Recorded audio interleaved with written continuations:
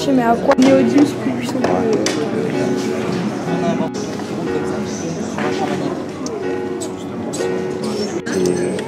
Pour prouver que les aimants, ça a des trucs de boussole. Oh, c'est stylé, on peut la faire.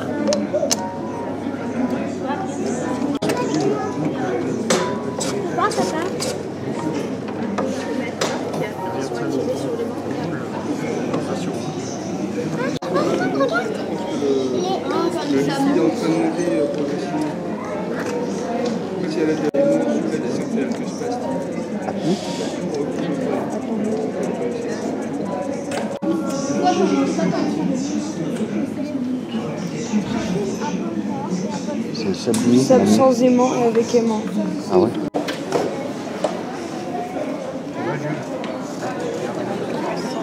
Dans chaque matière, en fait, dans du fer, dans un crayon, il y a toujours des atomes.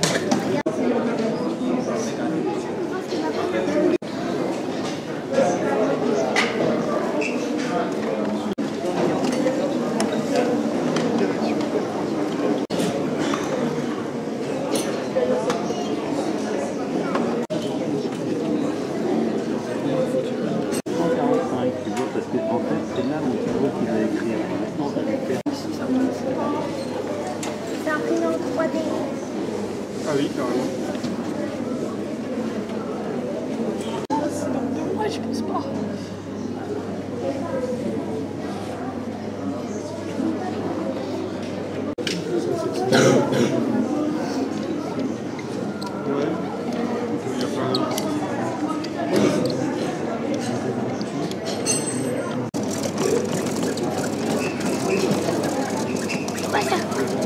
Quoi ta pierre? Ce qu'on peut faire avec le magnétique.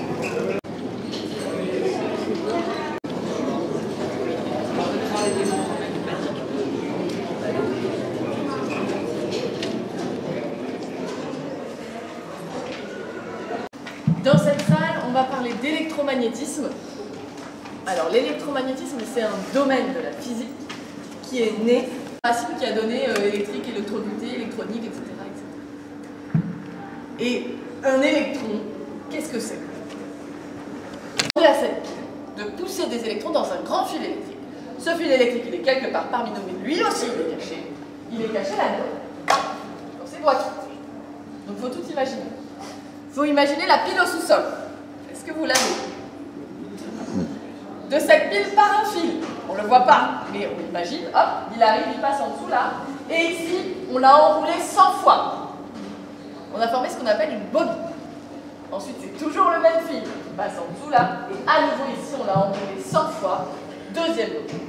Puis ce fil, c'est un fil électrique. Ce que je viens de faire, vous vous rappelez qu'il y a un fil là-dedans. Et ensuite, il a établi le courant électrique dans ce fil. C'est ce que je vais faire dans un instant avec ma machine. Mais d'abord, un souci d'honnêteté envers vous. Il faut que je vous dise, là, je viens de dire, il n'y aura aucun aimant. Mais c'est le seul. Donc à partir de maintenant, n'oubliez pas qu'une chaîne, etc., etc. Alors, j'y vais donc. Là, je suis en train de demander à la pile de pousser des électrons dans le fil. Il y a de plus en plus d'électrons qui se déplacent, le courant électrique apparaît. Et c'est la barre qu'il faut regarder. Regardez-moi cette barre. Oh mon Dieu! Il lui arrive un truc, cette barre. Ça.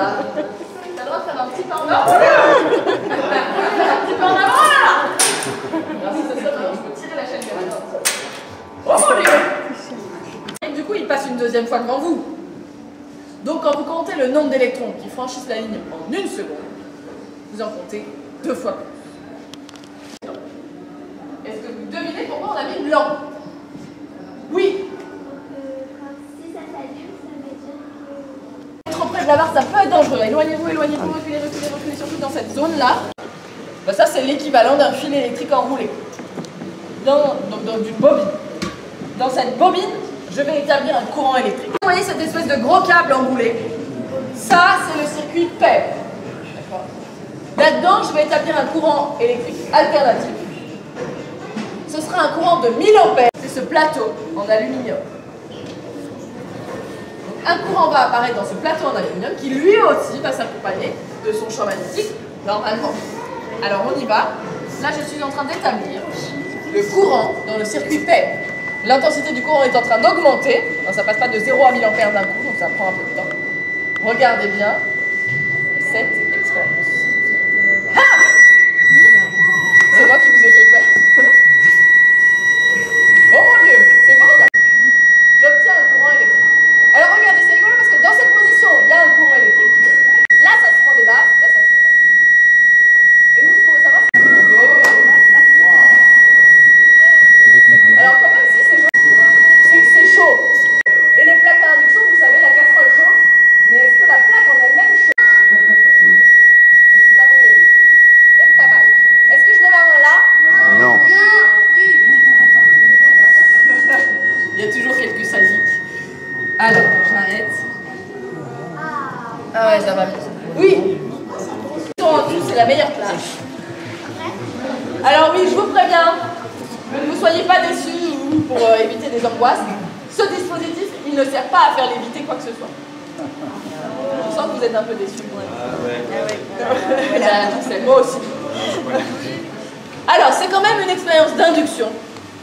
Donc, il y a un circuit pair et un circuit fils. Maintenant, je vais établir un courant alternatif qui va changer de sens 200 000 fois par seconde.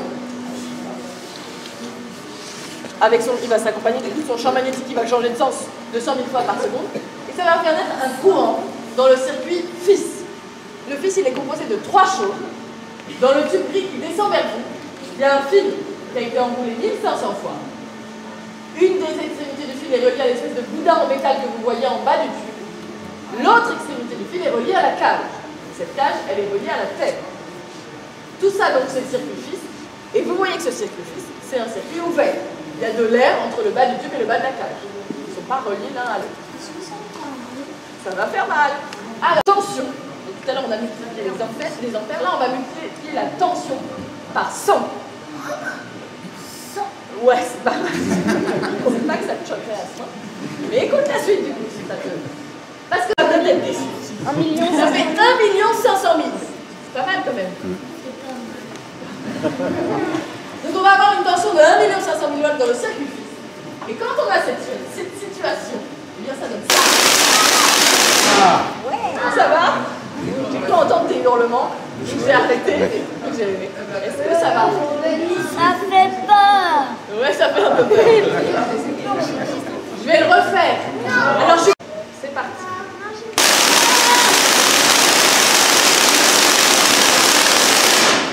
Ça c'est quoi?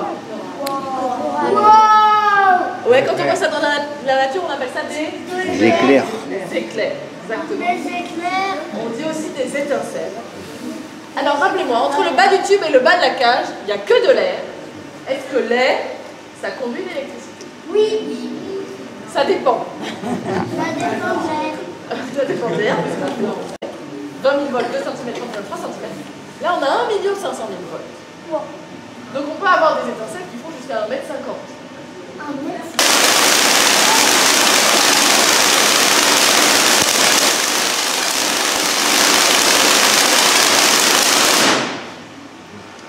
Donc là, imaginons. Ça fait trop peur. C'est comme à chaque fois. Alors pour continuer, et ça, on appelle ça un arc électrique. Là, alors normalement il est censé se passer de plus, quoi. Là on voit, voilà, il est censé se passer. Pas mal. Alors vous avez vu quand l'arc s'est élevé qu'il y a 2 barres là. Le père est caché derrière, on ne le voit pas. Entre ces 2 cordes, il y a 15 000 volts. Et en bas, elles sont très très près l'une de l'autre, du coup l'air devient conducteur.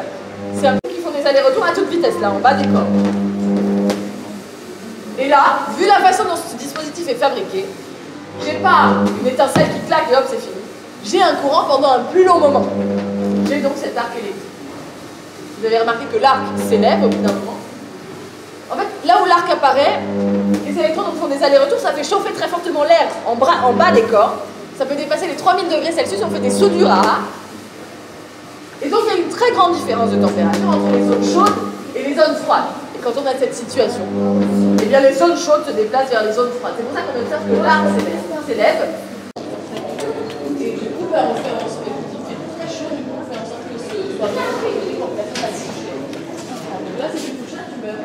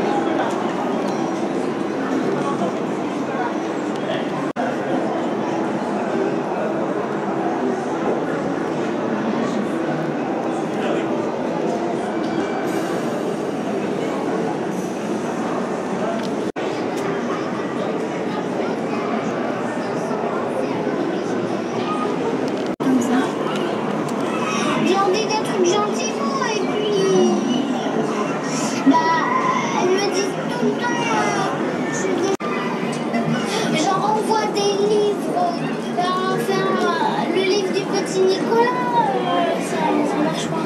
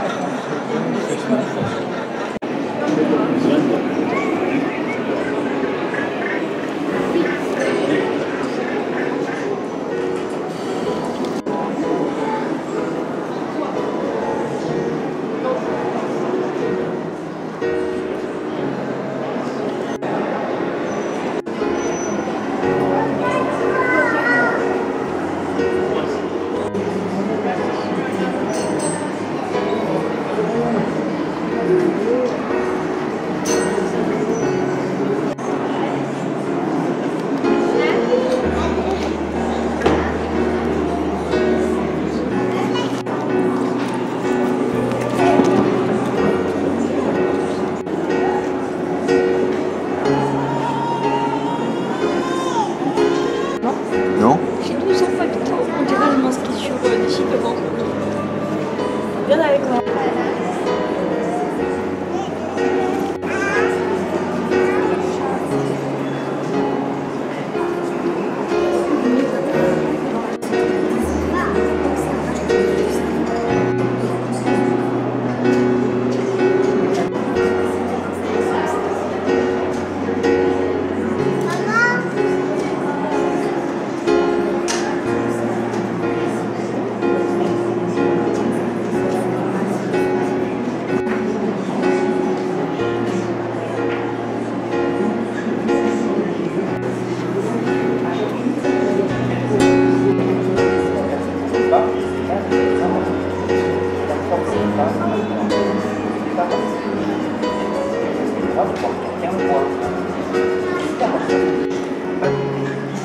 Juste pas de votre côté, d'accord? La personne pourrait vous...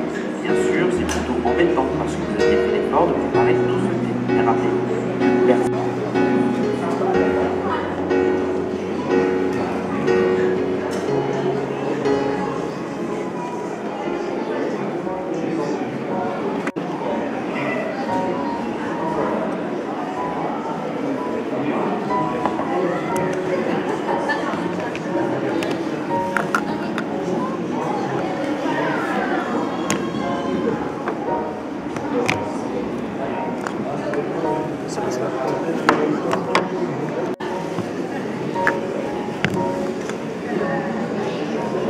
Un problème.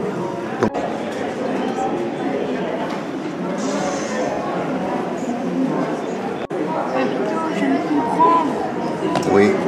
En gros, ça sert à dire si ça existe. Pour rouler un sushi, ça existe en français. Ah bon?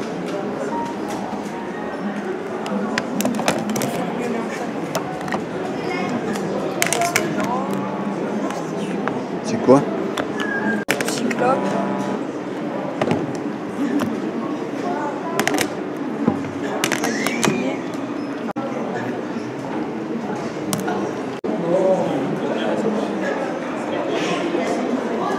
Non, mais il y a plein de trucs.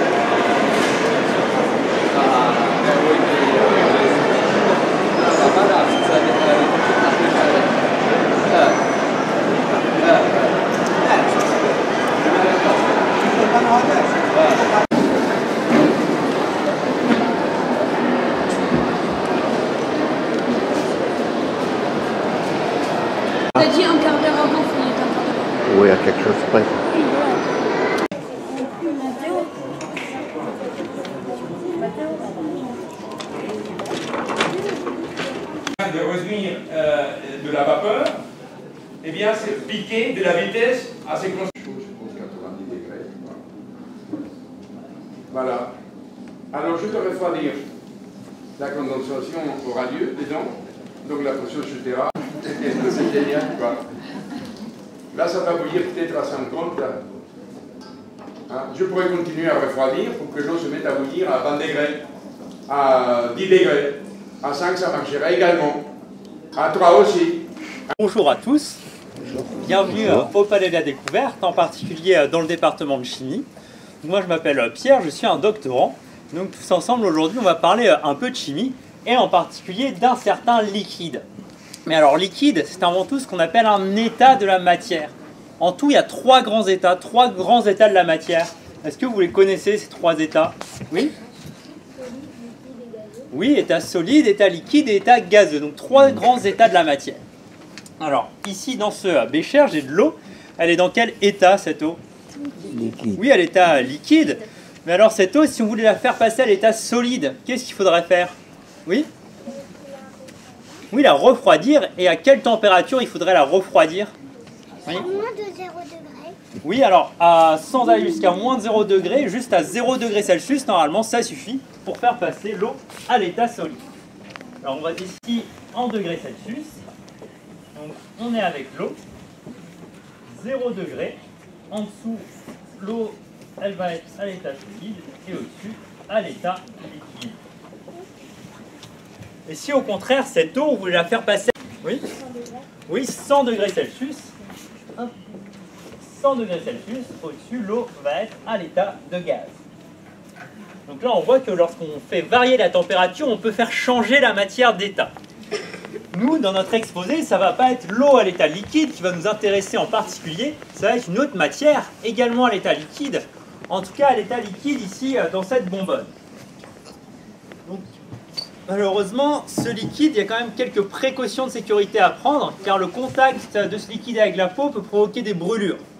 Donc, par contre, je vais demander du coup à tous ceux qui sont assis de bien vouloir vous lever, car si je fais une bêtise et que je renverse ce liquide, il pourrait vous brûler même à travers vos vêtements. Alors, donc je vais commencer à manipuler ce liquide.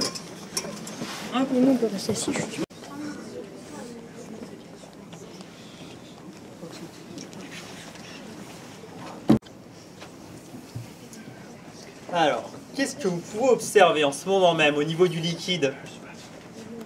Oui? Oui, on peut voir que ce liquide, il est en train de bouillir. Ceux qui sont loin, peut-être que vous ne voyez pas, mais on voit plein de petites bulles au niveau du liquide. Effectivement, s'il y a plein de bulles, c'est que ce liquide il est en train de bouillir. Il est en ébullition.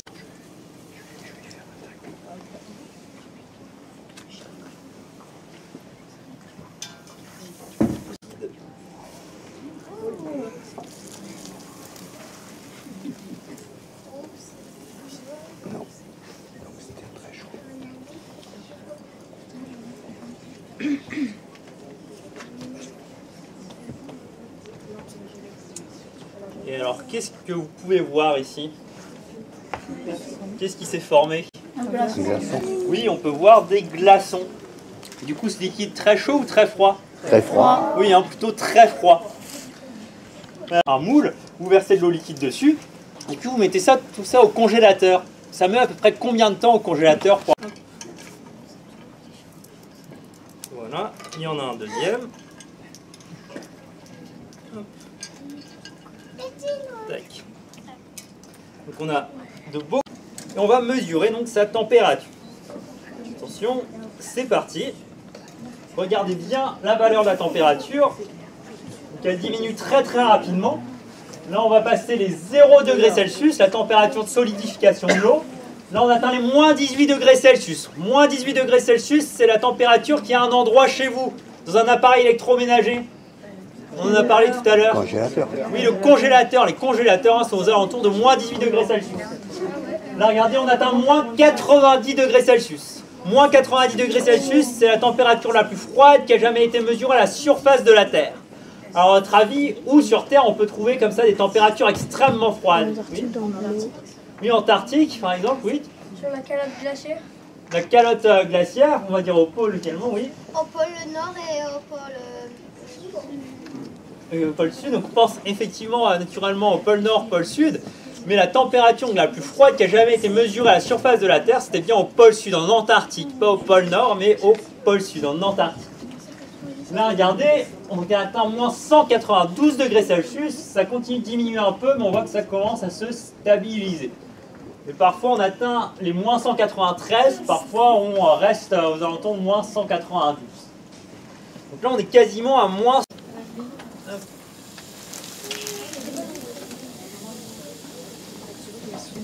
En haut du vase, car en haut du vase, il y a les deux parois qui se rejoignent. Donc à cet endroit, en haut du vase, il y a de la matière, il y a des échanges de chaleur qui sont possibles. Et regardez justement, en haut du vase, qu'est-ce que l'on peut voir ici? Oui, de la glace, du givre, donc encore une fois de l'eau à l'état solide. Et cette eau, d'où elle pouvait bien provenir initialement? Comment elle est apparue? Dans l'air. Oui, j'ai entendu. Oui, dans l'air qui nous entoure. On voit très froide du vase, et bien passe à l'état solide, et donc forme ici cette couche de givre. Mais elle passe à l'état solide uniquement en haut du vase. Le premier, effectivement, c'est le diazote. Deux formules chimiques N2. N, c'est le symbole qui représente un atome d'azote. Là, on a du diazote, donc deux atomes d'azote. Et ensuite, il y a le dioxygène. Oui, formule chimique, O2. Alors, est-ce que vous connaissez à peu près les proportions de ces deux gaz dans l'air qui nous entoure? Oui. Oui, environ 80% de diazote, 20% de dioxygène. Si on veut juste être un tout petit peu plus précis, ça va être 78% de diazote et 21% de dioxygène. Souvent on en rend de l'argon. L'argon, c'est le troisième gaz majoritaire, mais à seulement 0,93%. Il y a ensuite du CO2, quatrième gaz majoritaire, mais à seulement 0,04%. Et ensuite, on va retrouver une multitude d'autres gaz, mais en des proportions complètement infimes. Nous, pour le moment, on va considérer donc que l'air, c'est uniquement un mélange de diazote et de dioxygène. Alors, davantage le vase devant pour faire la réaction.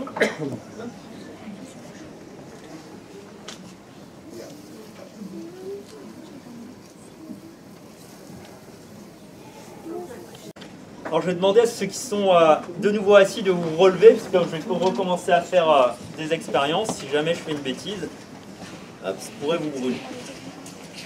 Donc là, on va commencer la combustion ici de la baguette de bois.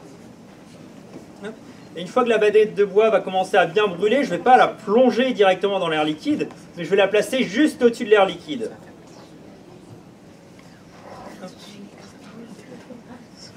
Là, la baguette de bois brûle, je la place juste au-dessus de l'air liquide. Regardez.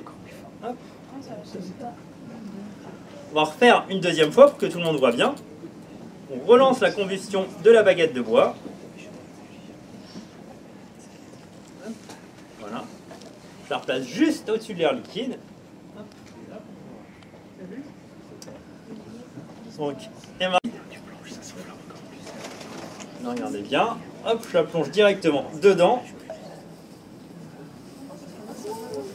Hop. Regardez ici, il ne reste plus que quelques braises, je la replonge dedans. Une dernière fois. Hop. Ah, bon, ça marche un peu moins bien. Hop. Alors.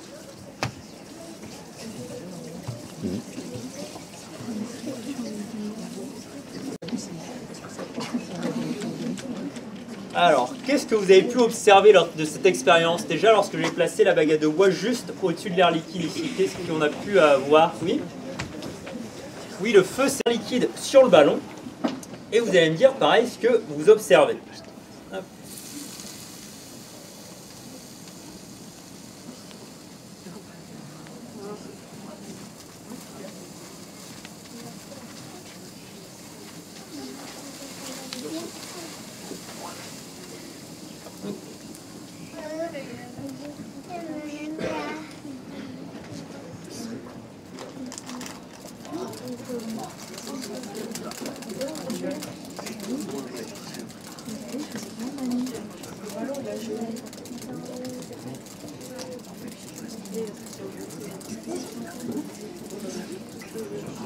Et paf!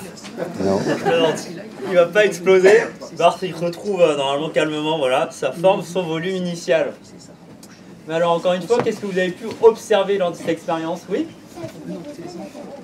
Oui, effectivement. Alors je ne vais pas employer le terme dégonfler, regonfler, puisque la quantité d'air à l'intérieur restait la même. Mais bon, on a bien vu, on a bien compris l'idée, on a vu que le ballon s'est rétréci et qu'ensuite il a retrouvé son volume.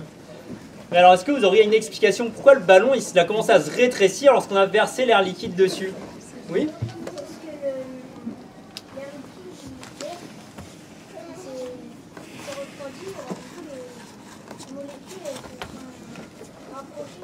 Oui, exactement.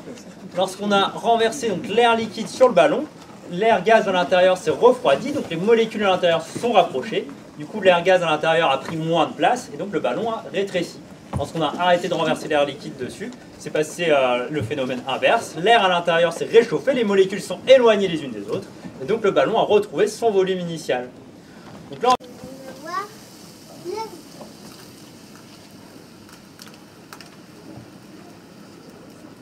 de verser, il est en train de passer très rapidement à l'état de gaz.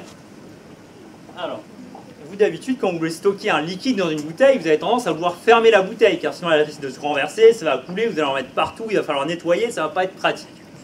Mais imaginez un jour, vous avez une bouteille remplie d'air liquide dans votre sac, vous la fermez, vous allez prendre tranquillement le métro, et puis au bout de quelques minutes, paf, bruit d'explosion, tout le monde panique. Merci, c'est la catastrophe.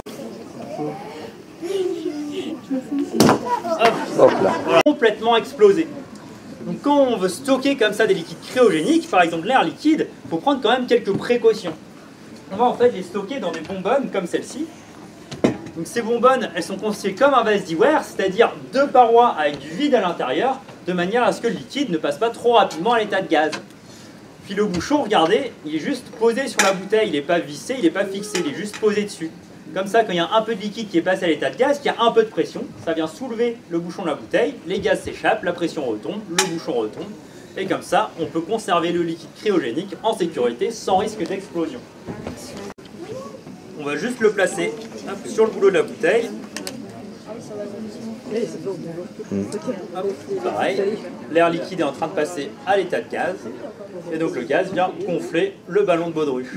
Alors pour vous donner un ordre de grandeur, il faut jusqu'à 750 litres d'air gaz pour fabriquer un seul litre d'air liquide. Donc il y a un facteur 750 en volume entre les deux.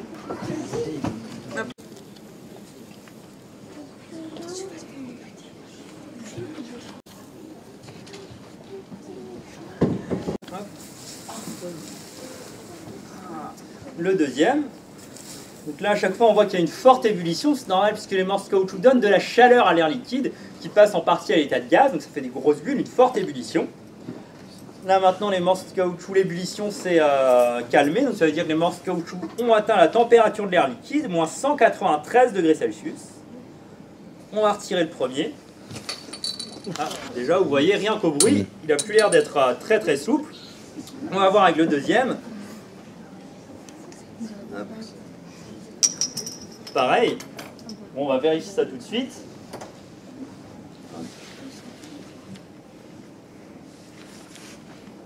On va prendre ça.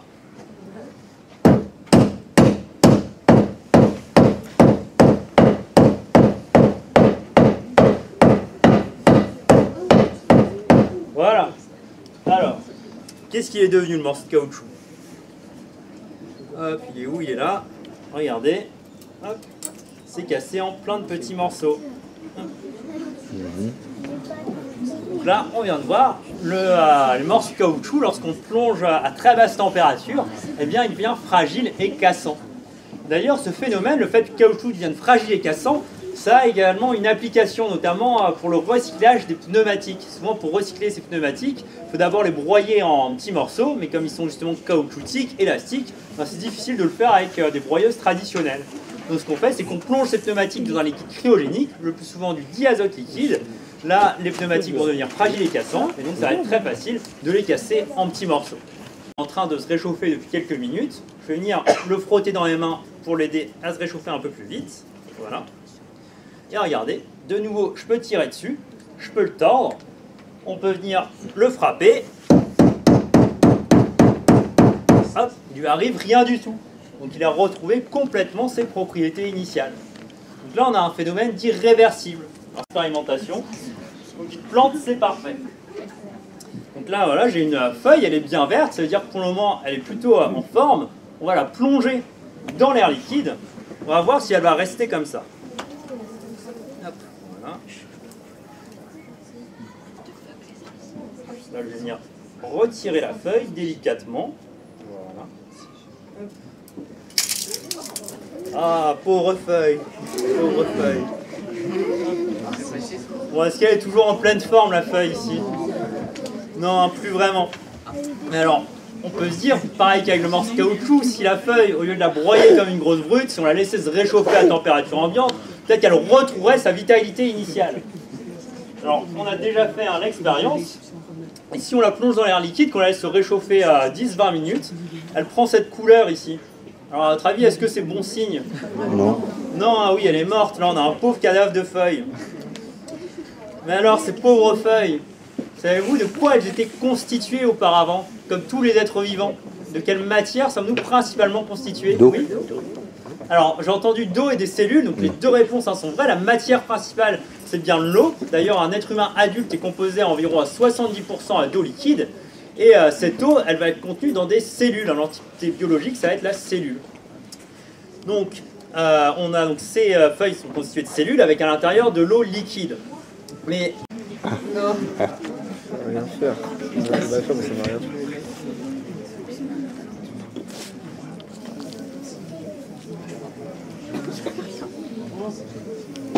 J'ai vu une vidéo d'amis qui sont jetés. 2, 3. Ah, mon doigt, faut m'amputer, faut m'amputer. Et bam, et bam, et bam. Sauvé. Bon, c'est pas grâce à vous, hein, j'en ai entendu plusieurs rigoler, personne n'a appelé les secours. Pas très sympa, mais on s'habitue au fur et à mesure des exposés. Mais alors, pourquoi mon doigt il est finalement bien en vie? Pourquoi il lui est rien arrivé alors que la feuille tout à l'heure, ben, c'est un pauvre cadavre maintenant? Oui. Oui, parce que c'est effectivement une histoire de temps. Lorsque je plonge mon doigt, eh bien je le plonge très rapidement, à peine une demi-seconde. Tandis que la feuille ici, on l'a laissée plusieurs secondes. Oui, En fait, ça se réchauffe avec le doigt et du coup ça crée une couche d'air autour du doigt et si on laisse trop longtemps, ça refroidit. Oui, c'est ça. Comme normalement, là, mon doigt, il est à quelle température? 37, ça fait 37 degrés Celsius. En fait, lorsque je plonge ici mon doigt dans l'air liquide, instantanément, il y a une partie de l'air liquide qui passe à l'état de gaz, et je vais ainsi avoir une couche d'air gaz tout autour de mon doigt qui va protéger mon doigt quelques instants du froid. Jamais mon doigt va être directement au contact de l'air liquide à moins 193 degrés Celsius. Du coup, je ne vais pas me brûler. Bien sûr, je vais retirer mon doigt rapidement avant que cette couche de gaz disparaisse, que mon doigt refroidisse et qu'il faille m'amputer. Tuer les cellules de la verrue et pour donc enlever la verrue. Donc là, on vient de parler de deux applications des liquides cryogéniques, le recyclage des pneumatiques et puis les verrues pour la dermatologie. Mais à chaque fois, je vous ai dit, on va préférer utiliser du diazote liquide, car le diazote, hein, c'est pas un comburant, donc pour des raisons de sécurité, on ne va pas employer l'air liquide qui contient le dioxygène liquide, un très bon comburant, qui peut très facilement alimenter une réaction de combustion. On va passer à l'état de gaz, car le sol, eh bien, il est beaucoup plus chaud que l'air liquide. Et donc du coup, les gouttelettes d'air liquide vont être en fait en lévitation, car c'est extrêmement froid. Donc si vous avez des questions, n'hésitez pas à rester quelques minutes, sinon je vous souhaite une bonne après-midi. Trop facile.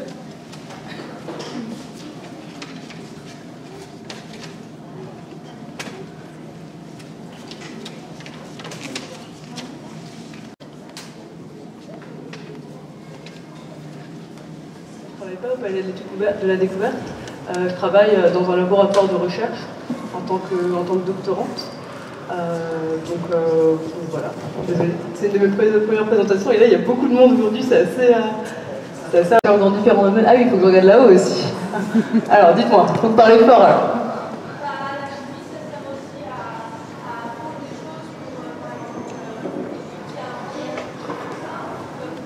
Pour développer par exemple des nouveaux médicaments, pour comprendre ce qui se passe. Ouais, dis-moi. Ouais, on fait des réactions. Aujourd'hui, c'est ce qu'on va faire. Des éléments chimiques. Alors ces produits, si on peut dire, ils vont être composés d'éléments chimiques. C'est vrai. De de façon plus générale, en fait, l'eau est un liquide, mais la table ici qu'on retrouve, ben, c'est une matière qui est solide, ou alors l'air qui est autour de nous, ben, il est sous forme de gaz. Donc on peut avoir de la matière, mais qui est aussi sous différents états.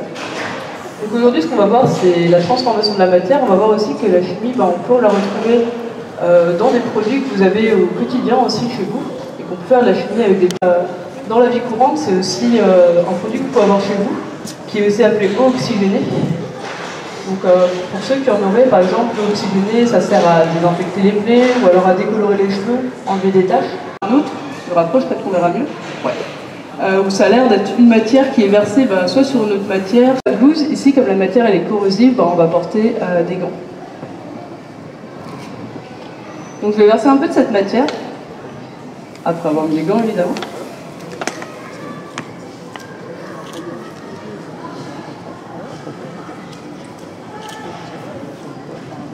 Donc dans ce récipient, vous savez ce que c'est ce contenant?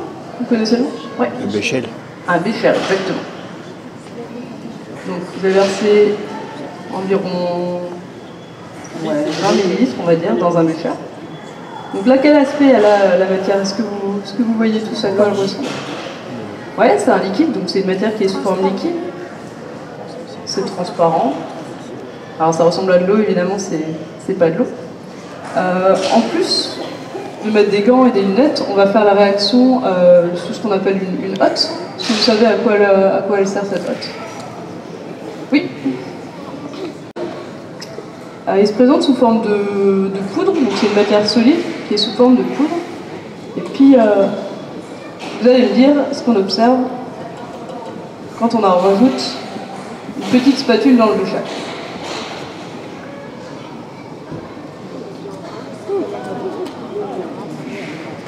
Est-ce que vous observez quelque chose déjà?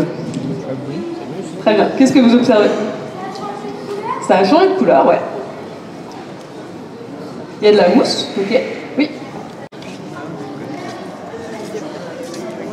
Ouais. Le pH, l'acidité d'une solution, ils vont pas faire cuire du jus rouge, surtout qu'il a tendance à se dégrader avec le temps. Donc en fait, on utilise d'autres indicateurs colorés de pH qui peuvent être naturels ou synthétiques. Ou alors on peut aussi utiliser ce que vous voyez ici sur le tableau, qui s'appelle du papier pH, où c'est un petit bout de papier en fait qu'on trempe dans la solution, qui change de couleur aussi, et qui nous donne une idée de l'acidité de la matière. Donc on a encore le temps. Tu arrives à soulever? On peut pas lever plus. Hein? Ouais, mais on peut pas lever plus. Vas-y. Mais là, il y a un truc en a qui nous a... Moi, il arrive Comment? pas à le lever, moi, quand Ah oui, il y a un des trucs bien.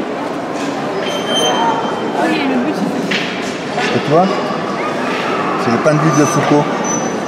Disons c'est... C'est le 15, il va pas tarder de tomber. Le plus grand, il est au Panthéon. Il y en a un autre aux Arts et Métiers aussi, au musée. Ça change quoi? Je sais pas. Là c'est direct.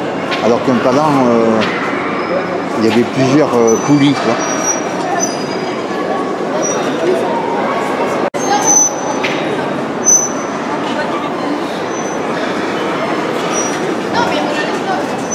Je vois bien, mais là, faut pas avoir de force pour le tirer, quoi. Ouais, bon, aller plus loin. Parce qu'il y a pas 4.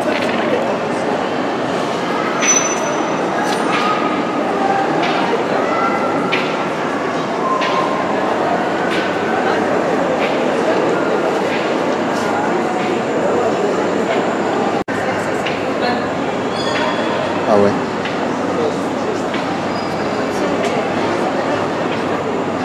Non mais c'est simplement...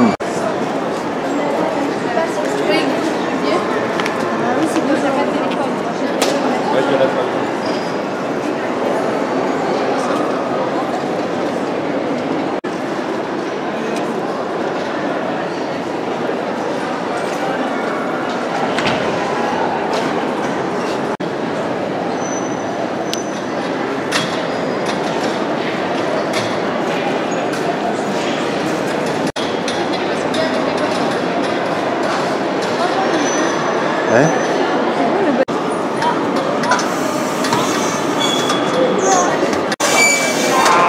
Allez, allez.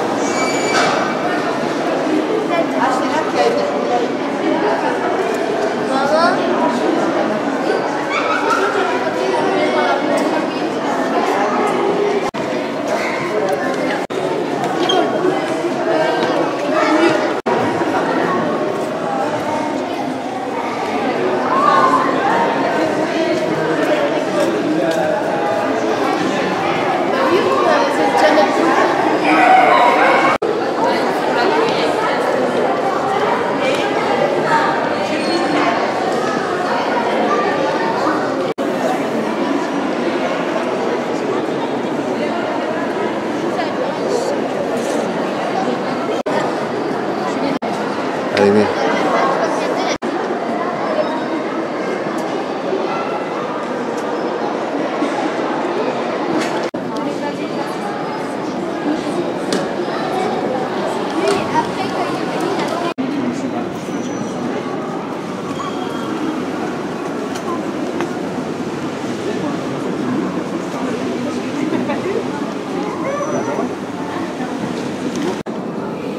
Mais quand la programme nationale a été choisi, il ne faut pas que c'est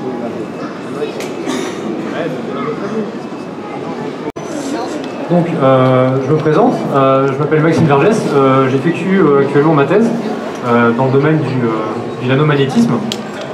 Et aujourd'hui, je vais vous parler de la fabrique du nanomagnétisme. Donc, je vais vous expliquer en quoi ça consiste, comment on le fabrique et pourquoi c'est utile. Donc, je suis de la France. On a actuellement 500 personnes et on étudie plusieurs disciplines. Notamment aujourd'hui, ils sont la santé, par exemple pour des traitements contre le cancer, pour le soin, les fabriques, et comment on va pouvoir les utiliser pour stocker de l'information et lire de l'information. Donc, peut-être si quelqu'un a une idée, vous divisez par 1000, vous avez 1 mm. Donc 1 mm, ça correspond à une graduation sur une règle graduée ou à une tête d'épingle. Vous prenez cette distance-là, vous la redivisez par 1000, et ça fait à peu près la dimension d'une cellule sanguine que vous avez dans votre corps. Donc là, vous ne voyez plus du tout, donc on est à l'échelle du micromètre, et vous reprenez cette échelle de longueur-là, et vous la redivisez par 1000, et vous avez l'échelle du nanomètre. Donc c'est une échelle qui est très très petite, et vous divisez cette distance-là par 10 et vous avez la taille d'un atome. Donc en fait, un nanomètre, ça va correspondre à 10 atomes que vous allez coller les uns après les autres selon ligne. Donc c'est vraiment une échelle très très petite, qui est la nanoélectronique. Ici, par exemple, vous avez des images de téléphone, ou de caméra ou d'ordinateur qui étaient conçues il y a à peu près 40 ans. Donc c'est là toute la force en fait de la nanoélectronique. C'est de concentrer plein de fonctionnalités, de plein d'objets différents qui auparavant pesaient 40 kg chacun, et de les mettre dans un seul objet qui pèse 200 grammes. Personne n'a inventé d'avion où on peut, pour le même avion, stocker 100 000 fois plus de personnes. Ça n'existe pas. Il n'y a pas de voiture qui consomme 100 000 fois plus d'essence. Donc il faut que vous ayez conscience que c'est vraiment révolutionnaire et qu'en seulement 40 ans, on a été capable.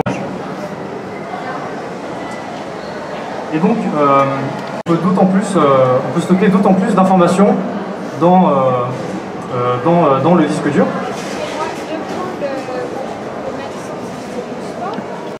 Qui va permettre de lire les champs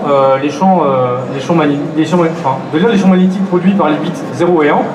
Car comme je vous l'ai dit tout à l'heure, ça va prendre 10 minutes. Donc vous voyez bien ici je code 1, 0, 1, 0, 1, 0. Mais oui. En termes de diamètre, ça fait à peu près la taille de la région parisienne. Et donc, la tête d'écriture, et ce tube-là le permet. Donc, dans l'idée, c'est que, comme je vous l'ai dit, on peut déposer les atomes. Donc, ici, par exemple, avec un seul type de pièce, si vous avez des Lego, et pourquoi c'est nécessaire, vous vous doutez bien que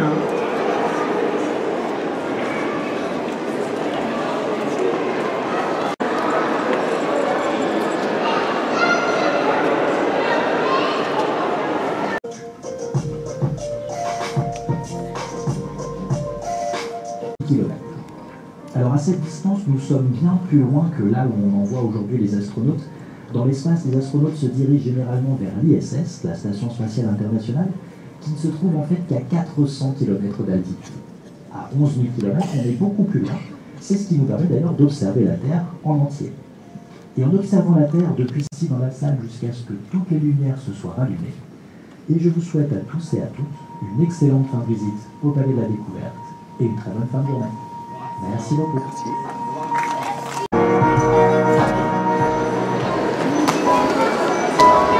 Merci.